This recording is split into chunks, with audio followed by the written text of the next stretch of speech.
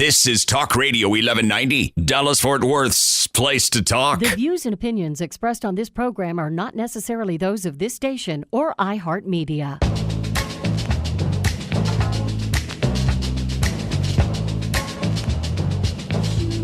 $12 o'clock on Sunday. The best week of the year, in my opinion. November 22nd, Thanksgiving is coming. That means the holidays. That's really the start of the holidays, if you think about it. Friday, everybody will be out in force getting gifts for Black Friday. Craziness. But more importantly, what happens and everything that's actually coming into fruition for Thursday, Thanksgiving, the big day with family. Today's topic, we're talking about how to survive Thanksgiving with family. And when I talk about surviving Thanksgiving with family, you have blended families, siblings, cousins, in-laws, and it seems like if you've had issues in the past, all of a sudden now you're in one environment. And so here comes an opportunity to revisit things, unfinished business, undealt with issues, and you have a captive audience.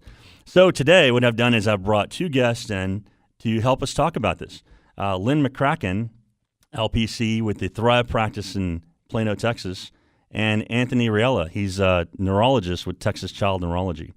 And they're here to kind of give us some insight into what you can do. What is it that people can do? I welcome my first guest, Lynn McCracken. How you doing? Good. How are you? Great. Are you ready for Thanksgiving? I am ready. I'm excited about it. Now, have you heard of anybody actually experiencing these types of confrontations, issues with families and households and during Thanksgiving? Yes, this is the busiest time of the year for me. Busiest time of the year, absolutely. I get a lot of phone calls from new clients and old clients that I haven't seen for a long time. I have an emergency. I need you to fit me in. I need to work through this before I need some survival skills. Yes. Right. And so that can be really tough to do. And a lot of it is maybe blended families, in-laws. Do you have any accounts that you can maybe kind of talk about that with us a little bit? Any experience with that? Absolutely. I think one of the biggest things that I work with people on, especially during these times, is expectations. And a lot of times we have expectations that are unrealistic of ourselves and others. We have expectations for our kids to act perfectly and not like children, and to sit at the table and for everything to come out the way that we want it to come out, like the picture perfect movie type of scenario. And it never actually turns out that way. So then you feel disappointed. And so expectations of yourself is what I usually like to start with, because that's something you can really adjust.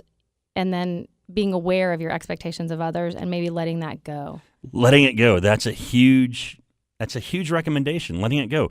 You know, this isn't the time to pick up where you left off with your mother-in-law. This isn't a time to pick up where you left off with your siblings and to say, well, last time we saw each other, we were having this argument. That's called permanence. Right. You know, you pick up where you left off, and that's not necessarily something that we need to be doing at this particular point.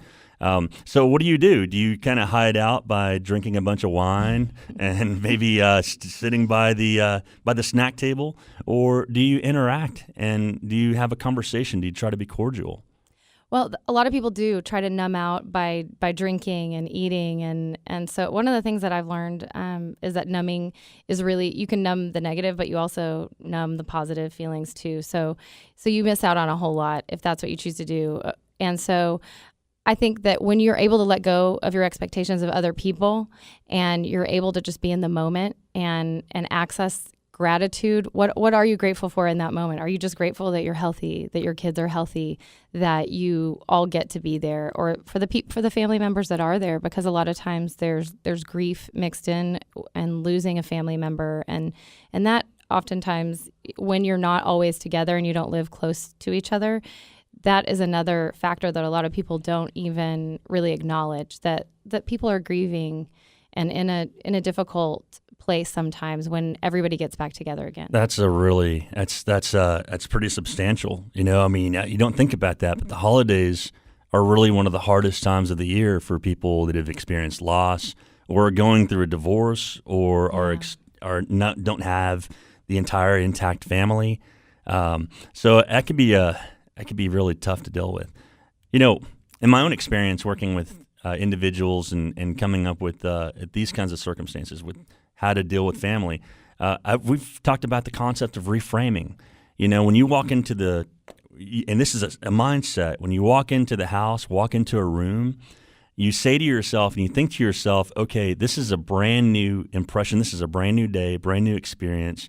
And if you treat it as so, then it makes it a little easier